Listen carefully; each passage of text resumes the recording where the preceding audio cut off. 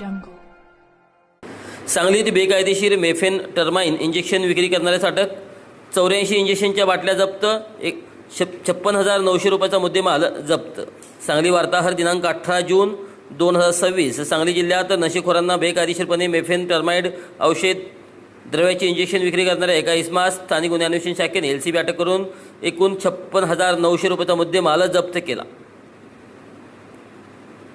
Press note क्रमांक 74/2026 अन्वये ही माहिती देण्यात आली.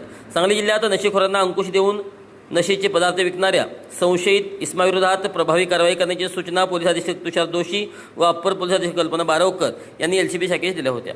त्यानुसार पोलीस निरीक्षक संजीव झाडे यांनी पोलीस उपनिरीक्षक महादेव पवार व पथकासह एक स्वतंत्र पथक तयार केले. पोलीस उपनिरीक्षक महादेव पवार यांनी गोपनीय माहितीच्या आधारे फल्लेमंगल कार्यालयासमोर सांगलीवाडी टोलनाका परिसरात निगराणी केली असता एक इसम हातात पिशवी घेऊन फल्लेमंगल कार्यालयाच्या मेनगडपासून शिवशंभू चौकाकडे जात असताना रोडवर थांबला. संशय आल्याने त्यास ताब्यात घेऊन त्याच्याबाबत विचारणा केली असता आरोपीने आपले नाव राहुल सहदेव अडगळे, वय वर्ष 23, राहणार ज्योतिबा मंदिरामागे, समडोई रोड, सांगलीवाडी, तालुका मिरज, जिल्हा सांगली सांगितले. त्याच्या अंगझडतीत पिशवीमध्ये मेफेनटर्माइन औषधी द्रव्याच्या 84 इंजेक्शनच्या बाटल्या आढळल्या.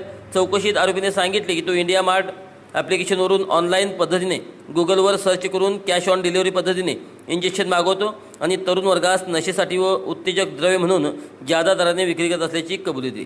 सदरची कारवाई पोलीस निरीक्षक संजीव झाडे यांच्या मार्गदर्शनाखाली पोलीस उपनिरीक्षक कुमार पाटील, पोलीस उपनिरीक्षक महादेव पवार, पोलीस अंमलदार रणजित जाधव, अतुल माने, संकेत मगदूम, संदीप पाटील, सुशील मस्के, अभिजित माळकर, संकेत कानडे, विनायक सनदी, ऋषिकेश सदामते, ऋतुराज होळकर, सुमित सूर्यवंशी, विजय पाटणकर, अजय पाटील, इमान महालकरी, अभिजित पाटील यांनी केले आहे.